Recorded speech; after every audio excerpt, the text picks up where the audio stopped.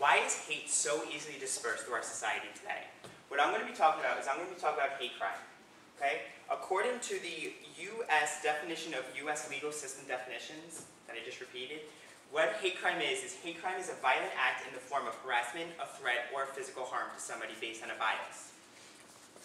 Okay. According to the hate crime criteria of state hate crime statutory provisions, a hate crime could be considered based on race, religion, ethnicity, gender, a disability, or what I'm going to be focusing on today, sexual orientation. Okay? This map is actually from the state crime statutory provisions along with this. Okay? And what this did is, actually you can't see it now, but I did it, is you can individually click on each state and it tells you which state, which categories are considered under hate crime for each state. And out of the 52 states, 16 of them do not consider sexual orientation as a hate crime criteria.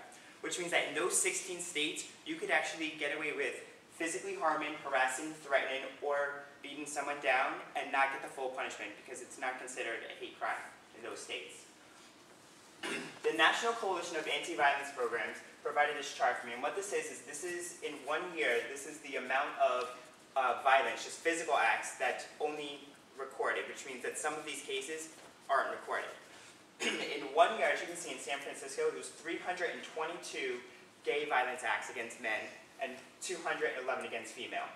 Right here in your state of New York, there's 271 in 1 year and 198 against females. That's a total of 469 violent acts against people because of their sexual orientation just in New York alone in 1 year.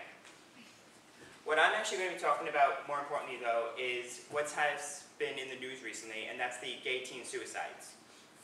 Okay? We all know the expression, sticks and stones may break our bones, but words may never hurt us, yes? How many of you know that expression? Okay? Well, this doesn't always ring true. Words can be one of the most lethal, deadliest weapons you can use against somebody. Okay? What I'm going to be talking about is the cases of 4 individuals. Okay? The first one I'm going to talk about is Asher Brown.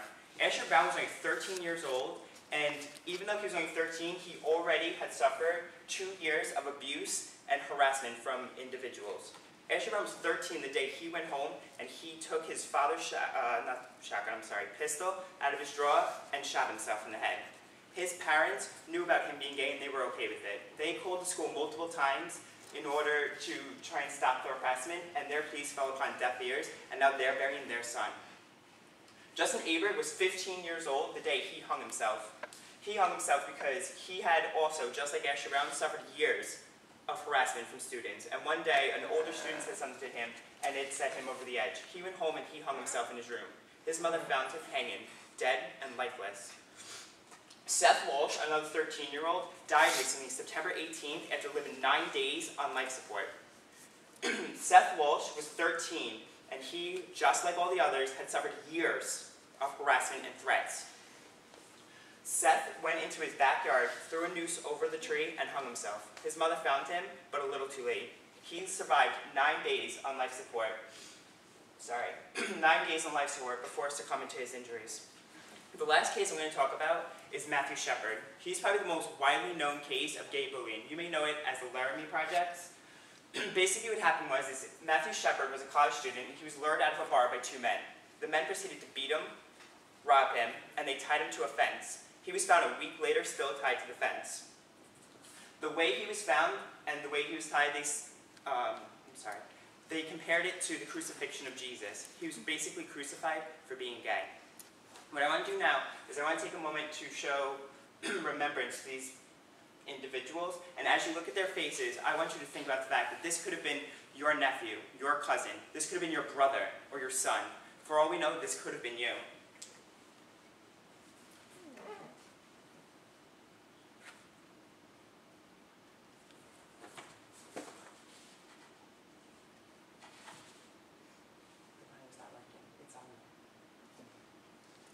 I'll just sing. In the arms. I'm just kidding, I'm not singing.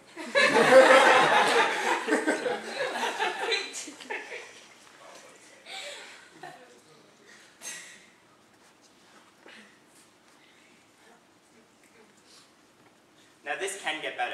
I stand before you today as an example of this. I came out at a very young age as being homosexual.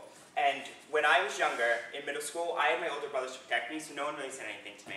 But when I graduated from 8th grade, we moved to Florida, and my brothers had just recently graduated high school, which means I was on my own. In Florida, I went into high school being the only openly gay student, and I didn't know that at the time. But I definitely learned it quickly, because I was harassed, I was pushed downstairs, I was pushed down ramps, I was told that I should go to hell, I was threatened to have my throat slit, and that I was told I was going to be burned and pissed on my ashes. I was even harassed by a substitute teacher one day. He made me walk in front of the class 4 times because I, quote-unquote, couldn't walk like a man, I walked like a sissy.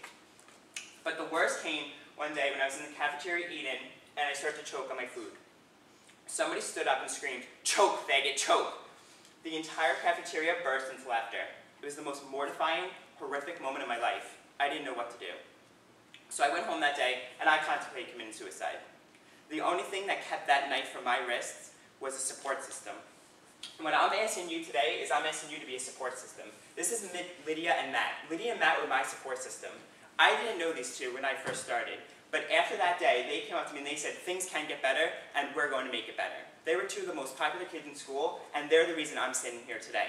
They're my saviors, and I'm asking you to be somebody else's savior. I'm asking you to stand up against gay rights. I'm sorry, not gay rights, gay bullying. Okay? It's an epidemic that should have never started in the first place. We all can accept people for who they are and what they love. Mahatma Gandhi says the future depends on what we do in the present. What I'm asking you is I'm asking you to build a brighter future by making a safer present. I want you to stand up against gay bullying. It should have never started, and it never has to. Okay? What I want you all to do is I want you all to erase hate. The pencil is in your hands.